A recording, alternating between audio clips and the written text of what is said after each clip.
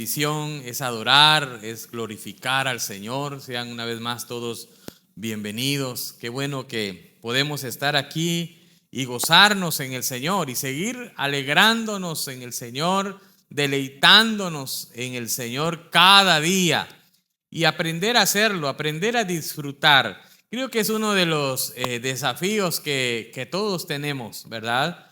Que poder disfrutar de la presencia del Señor, disfrutar estar en la casa del Señor. Eso es lo que necesitamos hacer, ¿verdad? Es gozarnos en el Señor. Por eso el salmista decía: yo me alegré con los que decían, a la casa de Jehová iremos, ¿verdad? Había un gozo, había una alegría el poder llegar a la casa del Señor. Y hoy estamos en la casa del Señor. Hemos estado hablando últimamente acerca de los desafíos de la iglesia primitiva. Y sabes, es importante aprender de esos desafíos. Es como cuando algún familiar, ¿verdad? Nuestro papá, nuestro abuelo, viene y nos cuenta las situaciones que enfrentó. No sé si a ustedes le compartieron alguna de esas. Y cuando uno escucha esas experiencias, si uno es inteligente, uno aprende de esas experiencias que tuvieron, de esos errores que quizás enfrentaron. Uno puede aprender y no caer en el mismo error. De eso se trata. O aprender a superar los desafíos que en algún momento se enfrentaron. De la misma manera estamos haciendo el día de hoy. Estamos estudiando la palabra del Señor, estamos estudiando el libro de los Hechos y estamos viendo qué situaciones pasó la iglesia primitiva y cómo resolvió. ¿De qué manera abordaron las diferentes circunstancias? Por mencionar algunos desafíos, hemos estado hablando acerca de las burlas, cuando enfrentó las burlas la iglesia primitiva, cómo las superó. Cuando enfrentó las amenazas la iglesia primitiva, ya lo estuvimos estudiando, cómo enfrentó las amenazas. Semana pasada hablábamos de las necesidades que había entre el grupo de los primeros discípulos. Eran miles de personas que se habían reunido, eran miles de personas, ¿verdad?, que ahora formaban parte de la primera iglesia. Pero como se multiplicaba el número, se multiplicaban los problemas. Hay personas, ¿verdad?, que dicen por ahí que cuando los niños están pequeños, ¿cómo es el asunto? ¿Se acuerda? Niños pequeños, problemas pequeños, ¿no? Niños grandes, desafíos grandes, ¿verdad? Ya son otras las preocupaciones. Pues es algo similar cuando hablamos en el número de personas que se están congregando. Conforme el número de personas va subiendo, entonces empiezan a haber situaciones dentro del grupo. El día de hoy leíamos en la lectura bíblica, leíamos lo que la iglesia estaba pasando, lo que la iglesia primitiva estaba enfrentando. El número había crecido.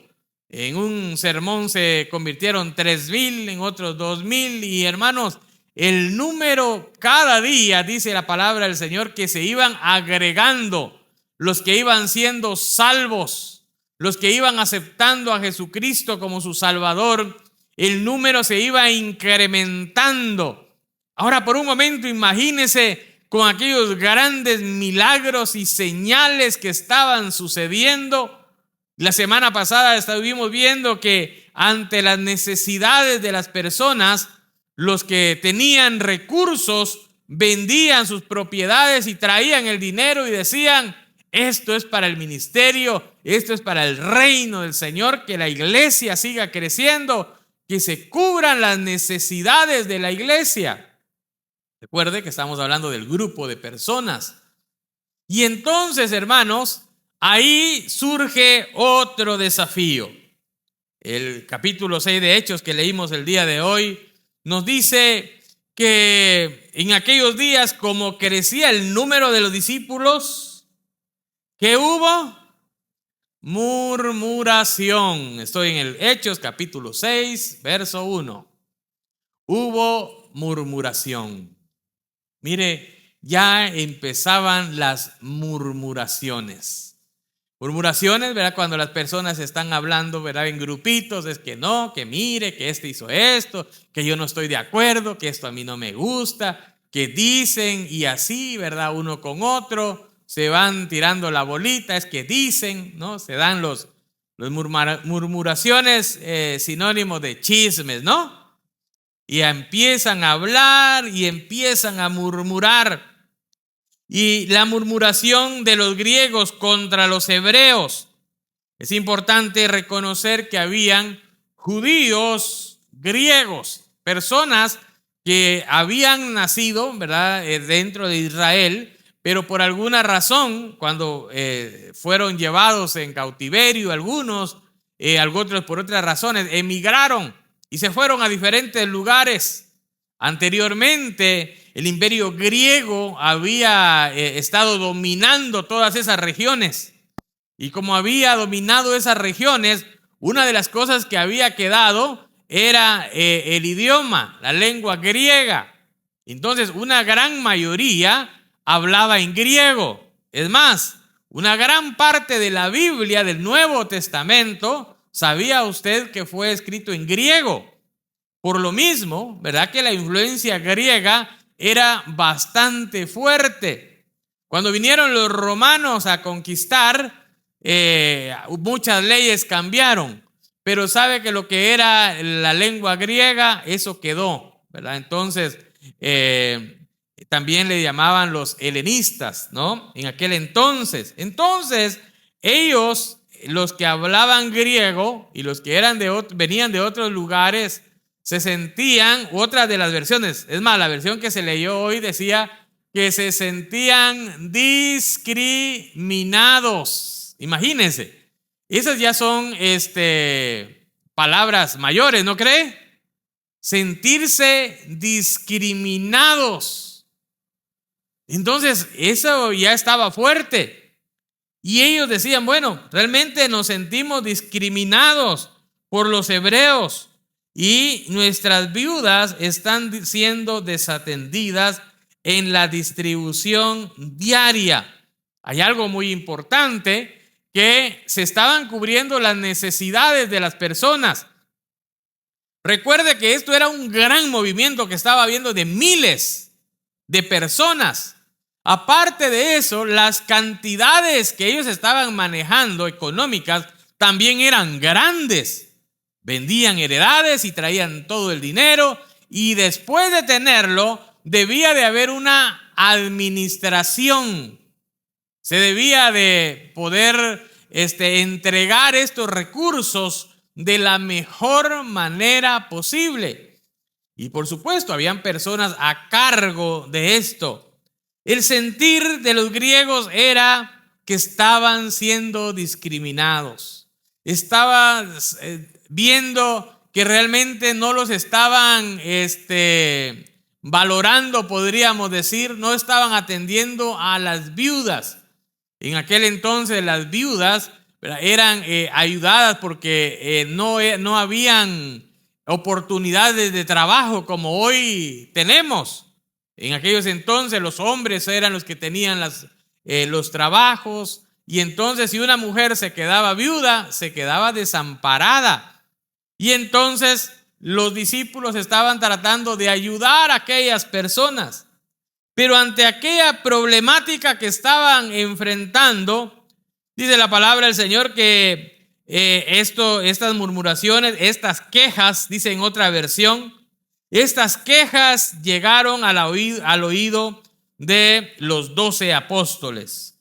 Entonces, ahora esto es lo interesante que yo quiero que reflexionemos el día de hoy. La manera de solucionar conflictos. Es más, estamos viendo los desafíos y hoy tenemos el desafío número 6. El desafío número 6 son conflictos internos. Conflictos internos. ¿Cómo resolver? ¿Cómo resolvieron los apóstoles los conflictos internos? algo que me llama la atención, que los apóstoles no vinieron a desmentir a aquellos y a decir, no, es que es mentira lo que estás diciendo, tienen pruebas, ¿quién dice eso? ¿Por qué lo dice? Mira, hermanos, muchas veces hacemos más grande el problema, ¿no? ¿Y quién dijo eso? Pues fue fulano. Imagínense, ellos hubieran empezado a llamar a uno, empezar a llamar a otro. Tal vez hubieran llamado unas 1000 personas para averiguar cómo era el asunto. Pero sabe que los apóstoles pusieron una solución. Hubo una solución práctica, podríamos decir. Y la solución práctica que decidieron fue el buscar personas. Entonces los 12, dice el verso 2 del capítulo 6 de Hechos, entonces los 12 convocaron a la multitud de discípulos y dijeron, no es justo que nosotros dejemos la palabra de Dios para servir a las mesas. Ojo con eso. No es justo que nosotros dejemos la palabra de Dios para servir a las mesas. Buscad pues, ahora, si lo vamos entendiendo, hermanos, para poder entender bien el contexto, no necesariamente era que los apóstoles estaban haciendo ese trabajo y que lo estaban haciendo mal. Cuando yo lo leí por primera vez me dio esa impresión, ¿verdad? Que decir, bueno, no es justo que nosotros estemos haciendo esto y también esto. No es justo que nosotros dejemos de predicar la palabra y ahora dedicarnos a servir la mesa, a hacer este trabajo, esta función, este ministerio. Y entonces lo que dice, busquen pues, hermanos, entre vosotros a 7 varones de ¿qué dice? ¿Cuáles eran las características que eligió la iglesia primitiva que debían de tener aquellas personas para solucionar el problema? Verso 3, 7 varones de buen testimonio, llenos del Espíritu Santo y de sabiduría, a quienes encarguemos este trabajo. Y dice el verso 14, y nosotros persistiremos, o sea, ya lo estaban haciendo, iban a seguir haciéndolo. ¿En qué iban a persistir? En la oración y qué más, el estudio y el ministerio de la palabra. Qué interesante esto. Cuando lo vamos entendiendo, hay un ministerio que estaban haciendo los apóstoles, un ministerio similar a los que hacían los sacerdotes. Entonces, cuando estaban diciendo, nosotros persistiremos en la oración, está hablando que los apóstoles están presentando al pueblo de Dios ante la presencia del Señor en oración. Nosotros persistiremos en oración, nosotros persistiremos presentando al pueblo delante de Dios en oración. Mire, y ahora, y en el ministerio de la palabra de Dios. ¿Sabe cuál es ese ministerio de la palabra? Entregar el mensaje de Dios al pueblo. Mire qué interesante. El ministerio que hacían los sacerdotes. Ese era el ministerio de los sacerdotes. El ministerio de los sacerdotes era presentar al pueblo delante de Dios en oración y también a través de los sacrificios que ellos presentaban, pedían perdón a Dios, pero también hablaban de parte de Dios, tenían una respuesta de parte de Dios, un mensaje de parte de Dios para el pueblo. Y qué interesante que más adelante en la Biblia habla de un sacerdocio universal. Mire qué interesante. Ahora este sacerdocio lo están llevando a la práctica los apóstoles. Y ahora los apóstoles dicen, no podemos nosotros dejar de presentar al pueblo en oración delante de Dios, y tampoco debemos de dejar de comunicar el mensaje de Dios al pueblo por atender las mesas. Pero atender las mesas aquí es más que servir la comida en la mesa, ¿verdad? Porque a veces cuando nosotros lo leemos y lo agarramos literalmente, parece que está diciendo, bueno, para poder servir la comida en las mesas. Pero no, ahí está hablando de una mayordomía, está hablando de una administración, está hablando de un grupo de personas que iba a administrar la manera de entregar los recursos. Se estaba hablando de una provisión diaria. Quizás diario le daban ciertas cosas a las personas y estas personas iban a ser los mayordomos, iban a estar administrando de tal manera que no hubieran injusticias, para poder ayudar a todas las viudas en general sin discriminar cómo eran las acusaciones que estaban teniendo. ¿Sabe? Esta propuesta agradó a toda la multitud y eligieron a 7 personas. Y aquí en el verso 5 está el nombre de ellos: a Esteban, varón lleno de fe y del Espíritu Santo; a Felipe, a Prócoro, a Nicanor, a Timón, a Parmenas, a Nicolás, prosélito de Antioquía, los cuales presentaron ante los apóstoles, quienes orando les impusieron las manos. Y dice la palabra del Señor, y crecía la palabra del Señor, y el número de los discípulos se multiplicaba grandemente en Jerusalén. También muchos de los sacerdotes obedecían a la fe. Imagínense, los sacerdotes estaban convirtiendo al mensaje que tenían los apóstoles.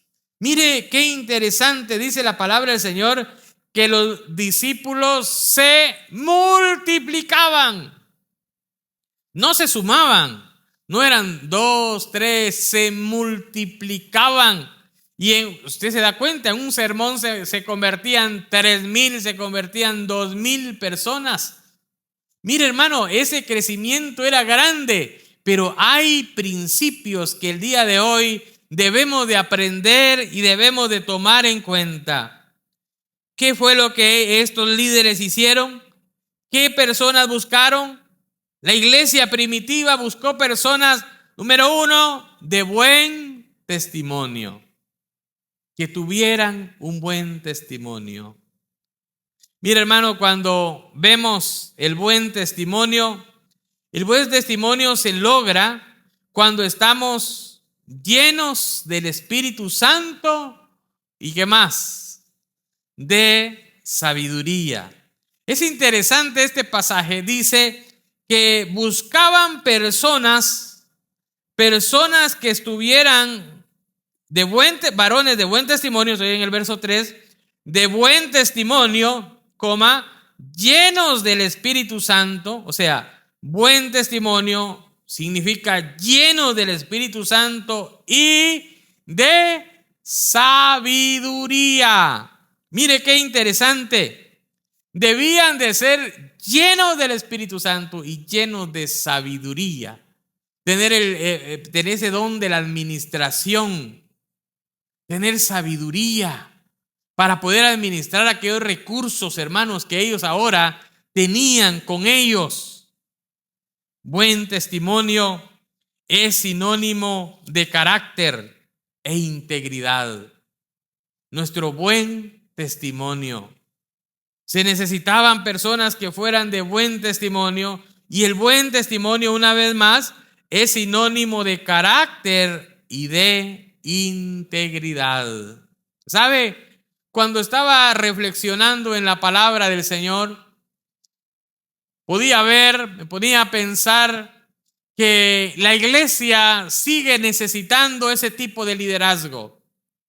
Líderes de buen testimonio, llenos del Espíritu Santo y ¿qué más? De sabiduría, de buen testimonio. Ese liderazgo que necesita la iglesia de hoy día para solucionar los conflictos. Van a haber conflictos, mire, hermanos, y no era el único conflicto que iba a pasar. Pasaron, es más, cuando vayamos estudiando el libro de los Hechos, vamos a encontrar más conflictos. Ahí les adelanto, hay conflictos hasta entre los líderes, tuvieron conflictos. Pablo tuvo conflicto, Pedro tuvo conflicto. El punto no es que seamos una iglesia con 0 conflictos, es que seamos una iglesia que tengamos personas de buen testimonio, llenos del Espíritu Santo y de sabiduría. Amados hermanos, conflictos vamos a encontrar en todos lados. ¿Cómo nosotros vamos a abordar esos conflictos? ¿Se ha puesto usted a pensar? Es más, todos tenemos estas situaciones. ¿Cómo los estamos solucionando? ¿Alguien ha tenido conflicto alguna vez? ¿O ha tenido a alguien conflictivo cerca que se queja por todo? Que está siempre quejándose que esto, que el otro, que los líderes, que la alabanza, que el pastor, que esto, y que siempre si entra y está frío, uy, qué frío, ¿qué tienen ustedes? ¿Por qué tan frío? Si está caliente, ¿y por qué no ponen el aire? Y siempre estamos murmurando y quejándonos y un montón de cosas. La clave es cómo solucionamos los conflictos. Ese es el punto. Siempre van a haber, hermanos, situaciones, siempre van a haber. ¿Por qué es que a veces las familias son destruidas? ¿Por qué las familias viven en problemas? Porque no podemos solucionar los conflictos. ¿Por qué se destruyen las familias? No estamos siendo llenos del Espíritu Santo. Y qué interesante, porque está hablando que den buen testimonio. ¿Testimonio de qué? Mire qué interesante. Testimonio de que están llenos del Espíritu Santo. ¿Y qué más? Y que tienen sabiduría. Ese es el testimonio que usted y yo necesitamos dar. Testimonio de que tenemos el Espíritu Santo y que tenemos sabiduría. ¿Cómo llevamos esto a la práctica? ¿Cómo llevamos esto a la realidad? ¿Cómo sabemos del buen testimonio? Hermanos, el testimonio es lo que conocen de nosotros, es lo que la otra persona piensa de nosotros. Mire qué interesante. Integridad es lo que nosotros somos. Lo íntegro es lo que usted es. Usted puede hacer algo y en su corazón hay integridad, pero usted está haciendo algo y otro lo está viendo de diferente manera. Ese es el testimonio. Esa es la imagen que va a quedar en su mente de la otra persona, de usted. El testimonio. Entonces, ¿por qué aquí está hablando los apóstoles? Mire, los primeros apóstoles están diciendo que deben de ser de buen testimonio. Mire, la Biblia, cada día hay un mensaje que se va aclarando. Conforme pasaban los tiempos, había una revelación progresiva. Eso creo que lo he hablado en otro momento. En la Biblia hay una revelación progresiva. No es lo mismo leer solamente el Génesis que llegar por lo menos a los Salmos. Cuando usted llega a los Salmos ya tiene una imagen diferente, porque hay una revelación progresiva. En el libro de los Hechos todo estaba pasando, todo era nuevo, había algo que estaba sucediendo, la iglesia se estaba levantando, la iglesia estaba conviviendo, compartiendo entre hermanos, no solamente entre 12, ahora entre miles de personas, y ahí se estaban dando los problemas que debían de arreglarse, ir solucionándose. Mira, hermano, ¿por qué le digo que no terminaron ahí los problemas? ¿Sabe cuál fue una de las razones por las cuales se escribieron las cartas? Cartas que escribió Pedro, Pablo, Juan. ¿Sabe por qué? Para solucionar conflictos. Los romanos tenían conflictos. y no había cómo solucionarlo. De ahí venía la carta para poder solucionar, una guía para solucionar conflictos.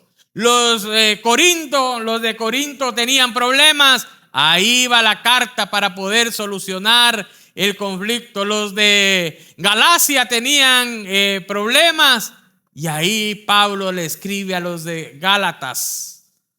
Y ahí es donde les habla del fruto de la carne. ¿Y qué más? Del fruto del Espíritu. Mire cómo tiene conexión. Pablo no estaba escribiendo aquí en el libro de los Hechos. Pablo no fue el que inventó sobre el Espíritu Santo y no. Eso fue Jesús que les dijo. Ustedes necesitan. Mire, hermanos, cómo se va conectando todo. Jesús les dijo que ellos necesitaban poder. ¿Poder para qué? Hechos 1.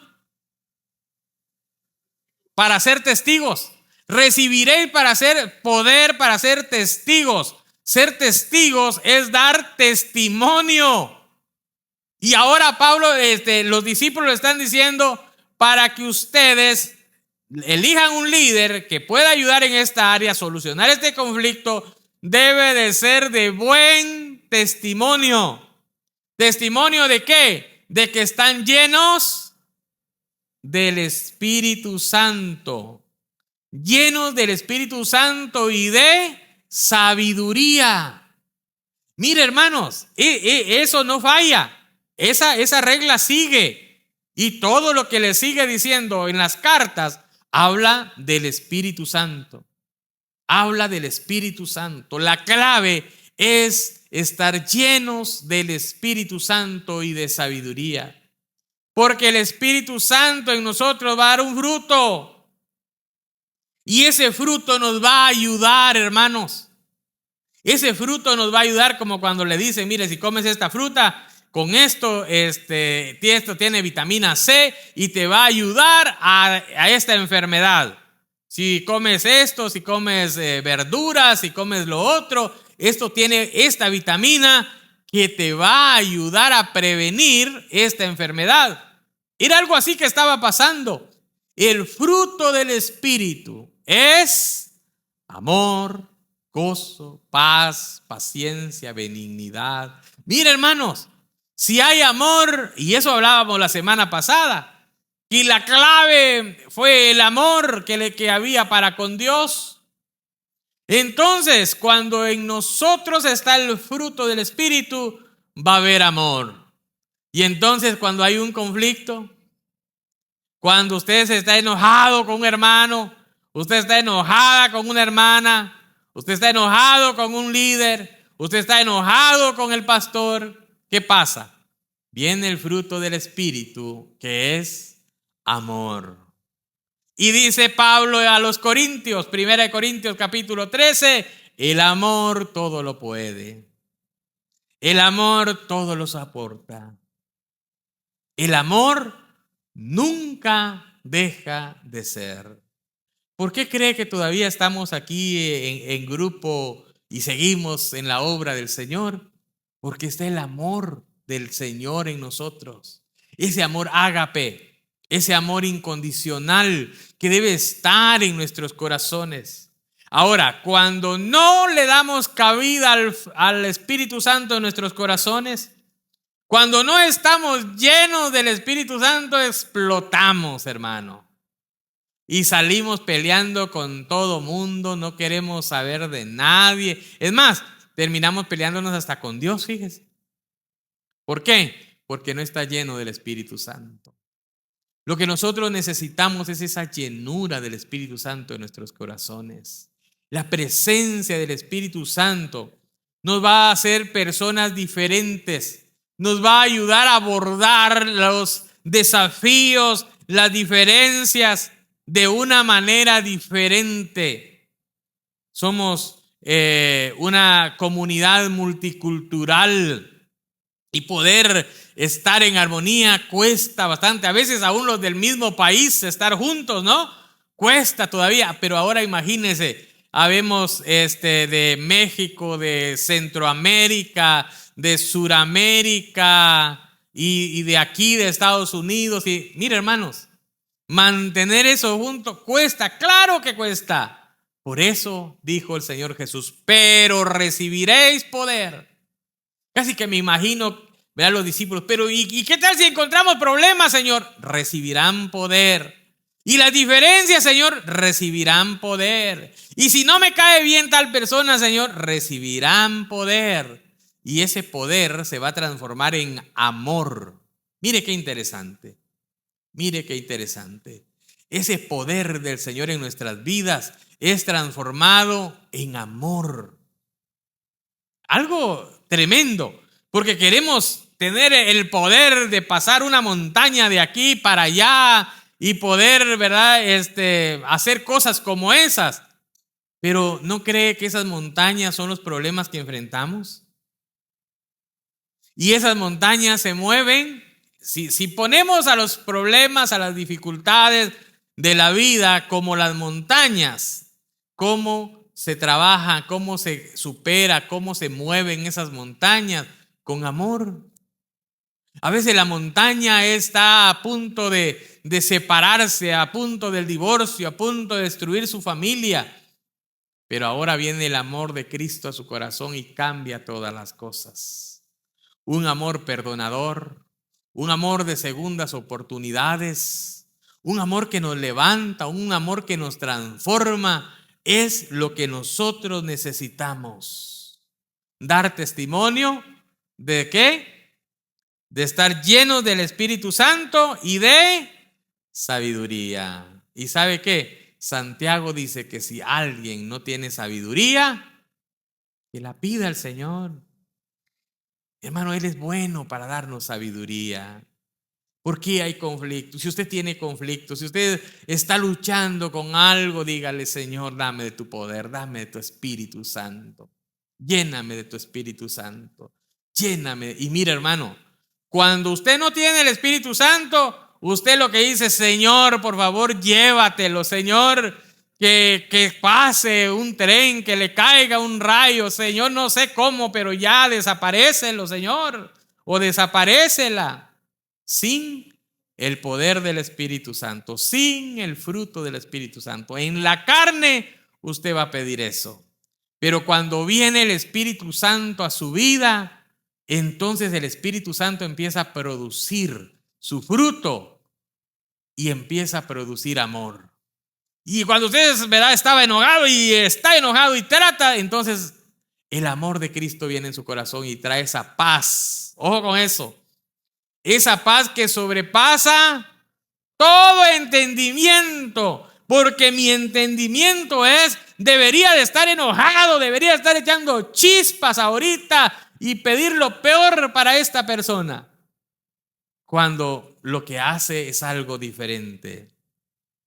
Hace unos años mi esposa tuvo un accidente. Tal vez algunos se acuerdan. La camioneta quedó destruida casi en su totalidad. Y otra persona se vino en contra de la vía. Fue aquí en la esquina donde está el banco. Venía en contra de la vía el otro y chocó de frente. Y entonces me llamó, ¿verdad?, por lo que había pasado. Yo fui a ver lo que estaba pasando. Y cuando llegué a la escena donde estaba, miré que ella estuviera bien, y, ¿verdad? Y entonces estaba también con la esposa de mi papá, las dos estaban bien. Y después viene caminando el que había hecho el accidente, que había provocado el accidente. Y miren, hermanos, y después de todo, después de ver que mi esposa y todo estaba bien, vengo y le pregunto a él: ¿estás bien? Y después, por algún momento, y por un momento más tarde, dije: ¿cómo fue que le pregunté ¿estás bien? En vez de maltratarlo, decir: ¿estás loco? ¿Qué te pasa? ¿Estás ciego? ¿Cómo no viste, verdad, lo que estás haciendo? ¿Qué sé yo? Quizás un montón de cosas malas. Pero sabe, hermano, que cuando el amor de Cristo está en nuestros corazones, nos ayuda, aún en momentos difíciles y complicados, a actuar de la mejor manera. Y hay muchas cosas que Dios puede hacer en nuestro corazón.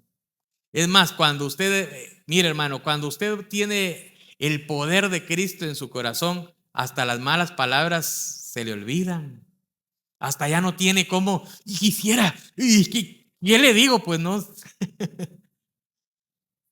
Si hay amor, dice la palabra del Señor que del buen tesoro de nuestro corazón sale de nuestra boca, habla la boca. Amor, si hay amor, hermano, el amor todo lo puede, el amor todo lo supera y el amor nunca deja de ser. Yo quiero preguntarle esta mañana, ¿cómo está enfrentando usted las situaciones del día a día? ¿Sigue luchando con los rencores, buscando, verdad, que se haga justicia, buscando que cosas malas, venganza para otras personas? ¿O ya ha soltado todo eso y ahora su corazón le pertenece al Señor? Yo quiero que se ponga de pie y que por unos minutos podamos reflexionar. ¿Cómo está su corazón?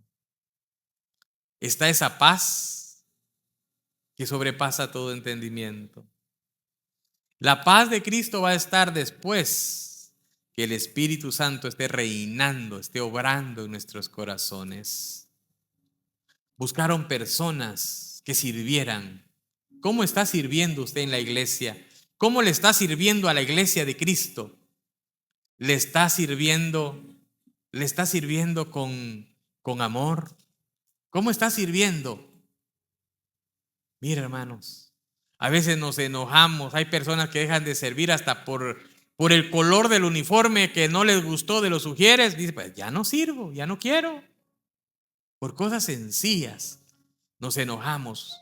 No estamos dando testimonio que el Espíritu Santo está en su corazón.